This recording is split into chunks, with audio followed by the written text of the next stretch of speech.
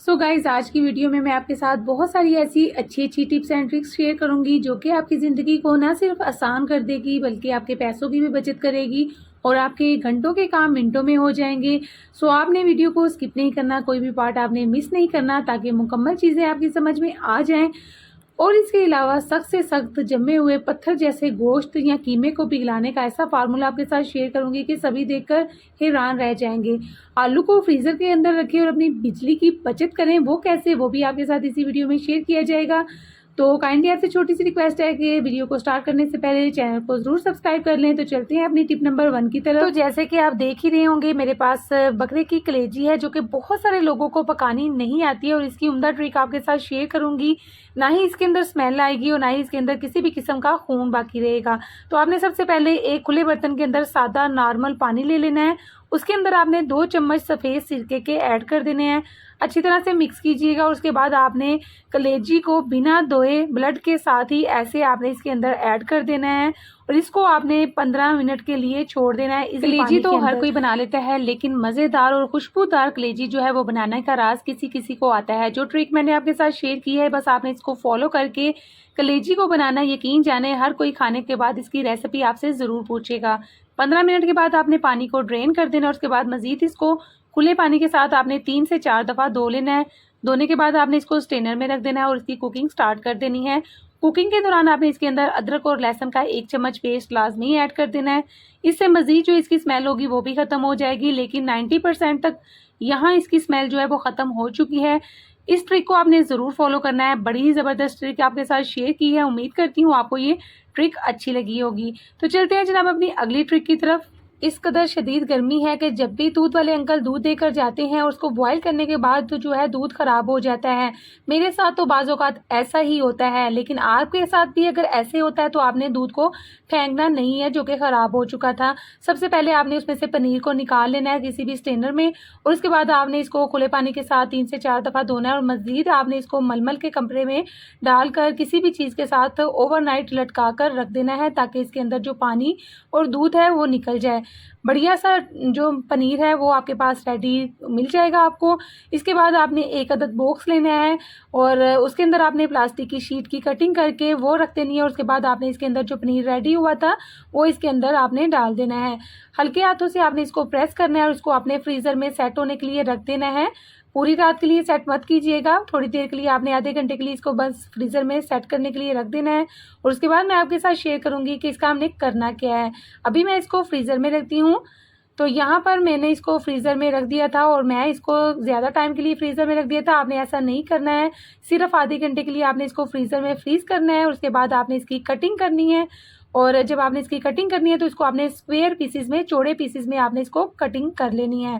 तो बढ़िया सा पनीर आपका रेडी हो चुका है। घर पर ही आप पनीर रेडी कर सकते हैं। अब आपको मार्केट नहीं जाना पड़ेगा पनीर लाने के लिए।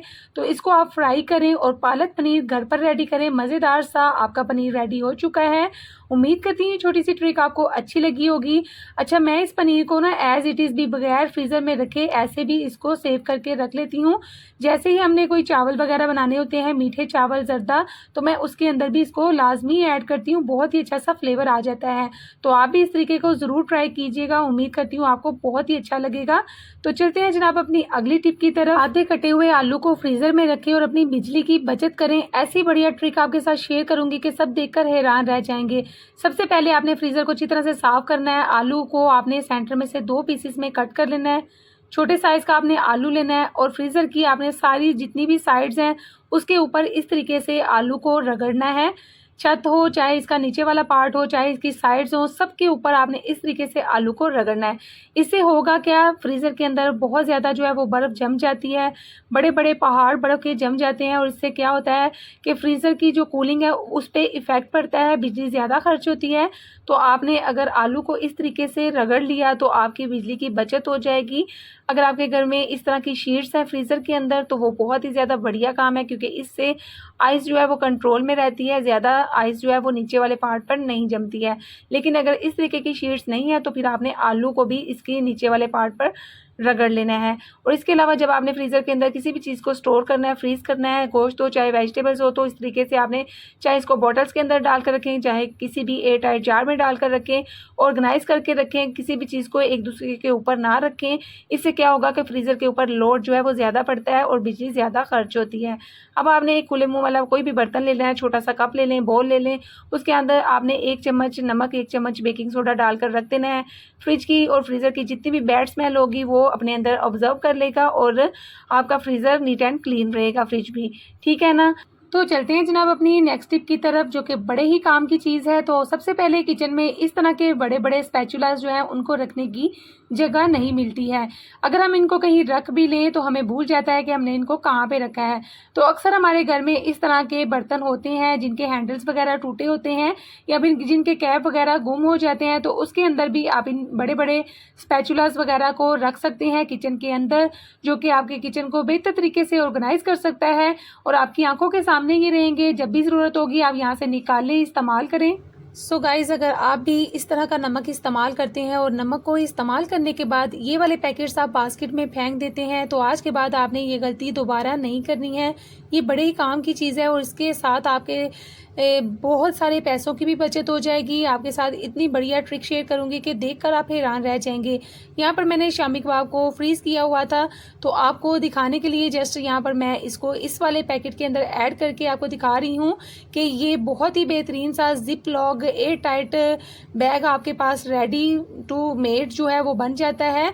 आप इसको ट्राई करें। इसके अंदर डिफरेंट किस्म के स्नैक्स, इसके अलावा वेजिटेबल्स, लहसुन और अदरक को भी स्टोर करके आप फ्रीज़र में रख सकते हैं।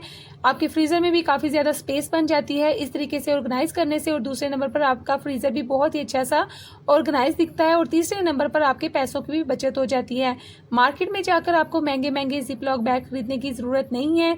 घर में जब भी नमक आए, बस आपने नमक को यूज़ करने के बाद इस तरह के पैकेट्स को अच्छी तरह से वॉश करने के बाद इसको ड्राई करके किसी भी ड्रास में रख लेना है। ड्रास में रख के सेव कर लें। जब भी आपको ज़रूरत होगी तो आपने इसको निकालना है और इसके अंदर चीज़ें स्टोर कर देनी है। जैसे कि रमज़ान में काफ़ी ज़्यादा ज़रूरत पड़ती है स्नैक्स को स्टोर करने के लिए जिप लॉक बैग की, तो आप रमज़ान के लिए भी इनको सेव करके रख सकते हैं। देखिए कितने सारे शामी कबाब इसके अंदर आ चुके हैं। मैं इसको फ्रीज़र में रख दूंगी।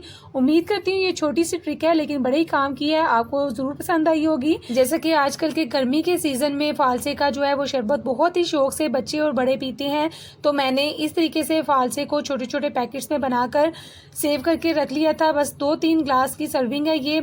इसी तरह से आपने भी इसके पैकेट्स बनाकर इसको फ्रीज़र में सेव करके रख लेना है। चाहे इस तरह के पैकेट्स में रख लें, चाहे इस तरह के जिप लॉक बैग में डालकर इसको फ्रीज़ कर लें।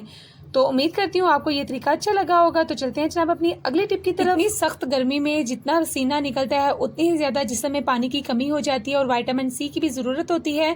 तो इस तरह की विटामिन सी की टैबलेट अपनी डेली लाइफ में ज़रूर शामिल करें। डेली में आपने 1 ग्लास इसका लाजमी पीना है। मैं तो ऐसे ही करती हूँ, साथ साथ काम करती हूँ और साथ ही इसको भी एक दफ़ा लाजमी ले लेती हूँ। तो आपने भी ज़रूर ट्राई करनी है। और उसके बाद जब इस तरह की बॉटल्स आती हैं तो इनके ये वाले कैप आपने बिल्कुल भी नहीं फेंकने। बड़ी काम की चीज़ है, आपके बहुत सारी परेशानियों का हल है वो किस तरीके से आपके साथ अभी शेयर कर देते हैं और आपके लिए बहुत ही ज़्यादा अहम मालूमात है, इसको आपने गौर से सुनना है। सबसे पहले आपने इसकी बैक साइड पर ग्लू या फिर डबल साइडेड टेप लगाकर इसको दीवार के ऊपर आपने इस तरीके से लगा देना है। वहाँ लगाना है जहाँ पर डोर जाकर लगता है। बहुत सारे घर के डोर ऐसे होते हैं जो कि दीवार के साथ ज़ोर से लगते हैं और दीवार का मार्बल या फिर टाइल्स जो है वो वहाँ से ख़राब हो जाती हैं। तो आपको महंगे महंगे स्टॉपर लाने की ज़रूरत नहीं है। आप इसको दीवार पर इस तरीके से अटैच कर दें। ये बड़ा ही फ्लेक्सिबल है। डोर जो है इसको जाकर लगेगा और वापस आ जाएगा, आपकी दीवार ख़राब नहीं होगी। तो ये छोटी सी ट्रिक है लेकिन बड़े ही काम की है, इसको आपने ज़रूर ट्राई करना है। ये देख सकते हैं ये कितना फ्लेक्सिबल है। तो अपने पैसों की बचत करें और इस तरह की छोटी छोटी ट्रिक्स को ज़रूर आजमाएं। तो विटामिन सी लेना मत भूलें जो कि आपकी स्किन के लिए बहुत ही ज़्यादा अहम है। तो चलते हैं जनाब अपनी अगली टिप की तरफ। जब भी हम खाने की टेबल पर बैठते हैं तो जब हम बर्तन उठाते हैं तो गलती से एक ग्लास के ऊपर दूसरा ग्लास रख देते हैं, जिस गलती को सुधारने में हमें काफ़ी ज़्यादा टाइम लग जाता है। मेरे साथ तो काफ़ी टाइम ये हुआ था, लेकिन जब से मुझे इस ट्रिक का पता चला है ना, मुझे काफ़ी ज़्यादा आसानी हो चुकी है। तो मैंने सोचा क्यों ना आपके साथ भी शेयर कर दूँ। जब भी आपके साथ ऐसा हो तो आपने क्या करना है, ऊपर वाले ग्लास के अंदर आपने फ्रिज का ठंडा पानी ऐड कर देना है। 5 मिनट के लिए इसको छोड़ना है। पानी की जो ड्रॉप्स होंगे, जब वो ठंडा पानी आप ऐड करेंगे तो ग्लास के ऊपर ड्रॉप्स आ जाएंगे और वो ग्लास के ड्रॉप्स नीचे वाले ग्लास की तरफ जाएंगे, तो आपने उसको ऊपर की तरफ खींचना है, बहुत ही आसानी से निकल जाएगा। दूसरा तरीका भी आपके साथ शेयर करती हूँ कि आपने ऊपर वाले ग्लास को ओवरलोड कर देना है पानी के साथ, और जैसे ही पानी जो है वो स्लिप होकर नीचे वाले ग्लास की तरफ जाएगा तो आपने दोनों ग्लासेस को पकड़कर ऊपर की तरफ खींचना है, तो आसानी से ऊपर वाला ग्लास जो है वो निकल जाएगा। ये तरीका बहुत ही बढ़िया है और मैंने खुद आजमाया हुआ है, आप भी इसको ज़रूर ट्राई कीजिएगा। तो चलते हैं जनाब अपनी अगली ट्रिक की तरफ। लहसुन छीलना बहुत ज़्यादा मुश्किल लगता है बहुत सारे लोगों को, और बहुत सारे लोग ऐसे भी हैं जो कि लहसुन का पाउडर भी बनाकर इस्तेमाल करते हैं, और बहुत सारे लोग ऐसे भी हैं जो कि घर में बनाते हैं, और बहुत सारे लोग ऐसे भी हैं जो कि मार्केट से ख़रीद कर लाते हैं। लेकिन आज मैं आपको घर में बनाना सिखाऊंगी। लहसुन को छीलने के 3 नए तरीके मैंने आपके साथ शेयर किए थे अपनी वीडियो में, जिसको आपने काफ़ी ज़्यादा पसंद किया था। उसका लिंक मैं लास्ट पर ऐड कर दूँगी, आपने ज़रूर देखना है।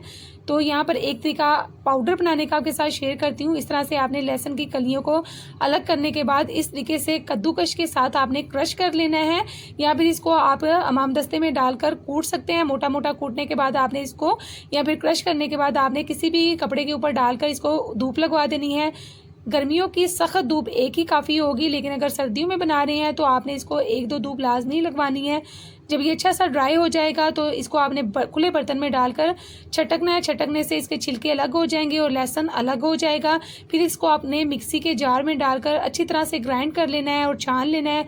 बढ़िया सा लहसुन पाउडर आपके घर में ही रेडी हो जाएगा और आपको ज़्यादा मेहनत भी नहीं करनी पड़ेगी। गाइस, आप इस ग्रेटर की मदद से थोड़ी चीज़ का भी आसानी से पेस्ट बना सकते हैं। जैसा कि कुकिंग के दौरान अगर आपको 1 या 2 लहसुन की कलियों का पेस्ट बनाना पड़ जाए तो इस ग्रेटर की मदद से आप जो है वो पेस्ट आसानी से बना सकते हैं।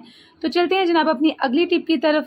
गर्मी हो चाहे सर्दी हो, फैंसी सूटों को प्रेस करना बहुत ही ज़्यादा मुश्किल लगता है। इससे आयरन भी ख़राब हो जाती है और स्टोन का कलर भी ख़राब हो जाता है। आज ऐसा बढ़िया तरीका आपके साथ शेयर करूंगी कि देखकर ही हैरान रह जाएंगे। तो आपने इस तरीके को ज़रूर फॉलो करना है। इससे बड़े ही अच्छे कपड़े प्रेस होते हैं और आपकी बिजली की भी बचत होती है, क्योंकि कपड़े बड़ी जल्दी प्रेस हो जाते हैं। तो सबसे पहले आपने इस तरीके का एक कुशन ले लेना है। अपने सूट के हिसाब से आपने कुशन का साइज़ जो है वो लेना है। अब आपने शर्ट को उल्टा कर लेना है और उसके अंदर आपने ये कुशन डाल देना है। फिर आपने क्या करना है, आयरन को गर्म करना है और आपने इसके ऊपर फेर देना है। बड़ी आसानी से आपके जो शर्ट है वो प्रेस हो जाएगी, और दूसरे नंबर पर जहाँ पर स्टोन लगे हैं वो भी बड़ी जल्दी से अच्छे से प्रेस हो जाएंगे। आपको बाज़ार से प्रेस करवाने की ज़रूरत नहीं पड़ेगी। आप इस तरीके से आयरन कीजिएगा, कपड़े बड़े ही अच्छे प्रेस होते हैं। अच्छा, ये तरीका आप जेंट्स के कपड़ों पर भी अप्लाई कर सकते हैं। अक्सर मर्दों की शर्ट्स वगैरह जहाँ पर बटन लगे होते हैं वहाँ से प्रेस करना बहुत ही मुश्किल हो जाता है। तो आप इस तरीके से प्रेस कीजिएगा, फ्रंट और बैक साइड प्रेस कीजिएगा, बड़ी आसानी से हो जाएगी और आपकी बिजली भी कम ज़ाया होगी। है ना आसान सा तरीका, तो इसको आपने ज़रूर फॉलो करना है। तो चलते हैं जनाब अपनी अगली टिप की तरफ। गाइस, जैसे ही गर्मी का मौसम आता है कुछ लोगों को बहुत ही ज़्यादा मसला रहता है पसीने की स्मेल का। तो अगर आपकी फैमिली में भी किसी को ये प्रॉब्लम है तो आपने इस ट्रिक को ज़रूर देखना है और ज़रूर फॉलो करना है। आपने जिस टब के अंदर पानी डाला है उसके अंदर आपने छोटा सा टुकड़ा फिटकरी का ऐड कर देना है, इसको मिक्स करना है। उसके बाद सर और फेस को छोड़कर शावर लेने के बाद ये वाला पानी अपने जिस्म पर आपने गिरा लेना है। इस तरीके को आपने बार बार करना है। चंद ही मिनटों में आपकी जो पसीने की स्मेल है वो गायब हो जाएगी। तो चलते हैं जनाब अपनी अगली रेमेडी की तरफ। ये वाला लिक्विड सोप आपने बनाकर रख लिया ना तो आपकी बड़ी से बड़ी मुश्किल आसान हो जाएगी। जब भी हम घर में चिकन बनाते हैं या मटन बनाते हैं तो इसको साफ़ करते हैं तो अक्सर बर्तनों में बहुत ही बुरी सी स्मेल आ जाती है। इवन जब अंडा फ्राई किया जाता है तो उसकी भी बहुत ही बुरी सी स्मेल आती है। अच्छा, अब आपने इस स्मेल को ख़त्म कैसे करना है, उसके लिए आपने कोई सा भी लिक्विड सोप ले लेना है। अगर बर्तनों वाला सोप है तो आपने वो ज़रूर इस्तेमाल करना है, ठीक है। यहाँ पर सिरके वाली बॉटल को मैंने अच्छी तरह से वॉश कर लिया था। इसके अंदर मैंने लिक्विड सोप ऐड किया, 1 चम्मच नमक और 1 ही चम्मच आपने इसके अंदर सफ़ेद सिरका शामिल करना है। अच्छी तरह से इसको मिक्स करके इसको बनाकर रख लेना है। अब आपने जब भी बर्तन धोने हैं, जिस बर्तन के अंदर आपने अंडा बनाया है या ऑमलेट बनाया है उस बर्तन के अंदर ये लिक्विड डाल देना है। इसके अलावा चिकन साफ़ करते वक्त जिस बर्तन के अंदर आपने चिकन साफ़ किया है या फिर सिंक को साफ़ किया है, सिंक के अंदर चिकन को साफ़ किया है या फिर शेल्फ के ऊपर रखा था, तो जो जगह आपको लगती है कि इस पार्ट से स्मेल आ रही है तो उसके ऊपर आपने चंद ड्रॉप इस लिक्विड सोप के डालने हैं और उसको अच्छी तरह से आपने वॉश कर लेना है।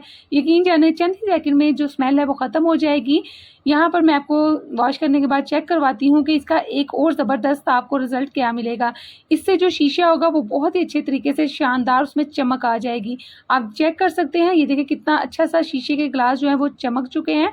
गाइज़ ये टिप बहुत ही छोटी सी है लेकिन है बड़े कमाल की। बस आपने इस लिक्विड सोप को बनाकर रख लेना है। जब भी आपको किसी भी पार्ट से स्मेल आए, ग्लास में से आए या किसी और बर्तन में से आए, तो आपने इससे अच्छे तरीके से वॉश कर लेना है। तो चलते हैं जनाब अपनी अगली टिप की तरफ। यहाँ पर टिश्यू पेपर तो बहुत सारे लोग यूज़ करते हैं, लेकिन आज टिश्यू पेपर से मैं आपको बहुत ही ज़बरदस्त सा टेबल को ऑर्गेनाइज़ करना सिखाऊंगी। सो गाइज़ अब जैसे जैसे मैं टिश्यू पेपर को फोल्ड करूँगी, आपने भी बिल्कुल वैसे ही करना है। इस तरीके को आपने बार बार देखना है और बार बार इसको ट्राई करना है। सो गाइज़ आपसे एक छोटी सी रिक्वेस्ट है कि मेरी वीडियो को सुनने से ज़्यादा देखने पर फोकस कीजिएगा, क्योंकि मेरा गला आजकल थोड़ा सा डिस्टर्ब है। मे बी आपको मेरी आवाज़ थोड़ी सी अच्छी ना लग रही हो। तो यहाँ पर हमने टिश्यू पेपर को फोल्ड कर लिया है। अब आपने इस तरीके से इसको फोल्ड करना है और अपनी ज़रूरत के हिसाब से इसके अंदर आपने नाइफ़ ऑर्गेनाइज़ कर दें, चम्मच छोटा सा ऑर्गेनाइज़ कर दें या फिर फोक रख दें। जब आपने सारी चीज़ें अपनी ज़रूरत के हिसाब से अरेंज कर दी, तो फिर आपने एक प्यारा सा प्लेटर लेना है या फिर प्लेट लेनी है और उसके अंदर आपने इस टिश्यू पेपर को रख देना है। यकीन जाने ऐसे लगेगा जैसे आप किसी रेस्टोरेंट में खाना खाने आए हैं, और वो भी बहुत ही ज़्यादा महंगे वाले, है ना। आसान सा और बढ़िया सा तरीका, इसको आपने ज़रूर फॉलो करना है। जब भी घर में दावत होगी तो आपने इस तरीके से अरेंजमेंट करनी है। तो चलते हैं जनाब अपनी अगली टिप की तरफ। पत्थर से पत्थर गोश्त को पिघलाने का ऐसा बढ़िया तरीका आपके साथ शेयर करूंगी कि देखकर हैरान हो जाएंगे। चाहे कीमा हो, चाहे चिकन हो, चाहे बीफ हो, चाहे मटन हो, आपने इसको कैसे खोलना है, और वो भी चंद ही मिनटों में। अचानक से घर में मेहमान आ जाते हैं, लेकिन गोश्त जो है वो फ्रीज़र से निकालते ही लगता है कि इसको तो अब पिघलने में काफ़ी टाइम लग जाएगा। लेकिन जो तरीका मैं आपके साथ शेयर करूंगी ना, वो आज से पहले शायद ही किसी ने आपके साथ शेयर किया होगा। तो आपने क्या करना है, उसके लिए आपने सबसे पहले जिस भी पैकेट के अंदर या फिर जिस बॉक्स के अंदर फ्रीज़ किया होगा अपना चिकन या फिर मटन, उसको आपने वहाँ से निकाल लेना है। निकालने के बाद आपने क्या करना है, आपने लेना है एक अदद बर्तन आपने बड़े साइज़ का लेना है। अपने गोश्त के हिसाब से आपने बर्तन जो है वो सिलेक्ट करना है। अब आपने इसके अंदर गोश्त डाल देना है और उसके अंदर आपने पानी डालना है। इस बात का आपने ख़ास ख्याल रखना है, पानी हमने सादा नॉर्मल टैप वाटर ऐड करना है, और पानी इतना इसके अंदर आपने डालना है जिसके अंदर आपका मटन या चिकन अच्छी तरह से डिप हो जाए। अब आपने क्या करना है, अब आपने इसके अंदर एक और चीज़ ऐड करनी है, सफ़ेद सिरका ऐड करना है। 2 चम्मच इसके अंदर आपने सफ़ेद सिरका ऐड कर देना है। यहाँ पर मेरे पास 1 किलो मटन था, जिसके अंदर मैं 2 चम्मच सिरके के ऐड कर रही हूँ। अब आपने अपने हिसाब से जितने किलो गोश्त होगा उसी हिसाब से सिरका ऐड करना है। अब आपने इसको कवर करके सिर्फ 10 मिनट के लिए छोड़ देना है। 10 मिनट में मैं आपको बहुत ज़्यादा कह रही हूँ, 10 मिनट से भी कम टाइम में ये मेल्ट हो जाएगा। 10 मिनट भी नहीं लगे थे। तो यहाँ पर बहुत ही अच्छे तरीके से गोश्त जो है वो अलग हो चुका है, और बर्फ़ जो है वो ऐसे पिघली है जैसे कि मोम पिघलती है। तो इस तरीके से गोश्त भी बहुत ही अच्छे तरीके से साफ़ हो जाता है। देख सकते हैं आप, इसका कितना सारा ब्लड जो है वो निकल चुका है। अब आप चाहे इसको बॉटल में फ्रीज़ करें, चाहे बॉक्स में, तो आपने बस इसमें से निकालने के बाद किसी खुले बर्तन में डाल देना है और फिर इसके अंदर सिरका ऐड कर देना है। होप्स हो कि आपको ये टिप अच्छी लगी होगी। तो चलते हैं जनाब अपनी अगली टिप की तरफ। पुदीने को, फ्रेश पुदीने को सेव करने का ऐसा बेहतरीन तरीका शेयर करूँगी कि पूरे साल के लिए पुदीना जो है वो फ्रेश रहेगा। तो आपने इसके लिए क्या करना है, सबसे पहले पुदीने की आपने पत्ते अलग कर लेने हैं। इसको खुले पानी में अच्छी तरह से वॉश करना है। वॉश करने के बाद आपने किसी भी कपड़े के ऊपर फैला देना है।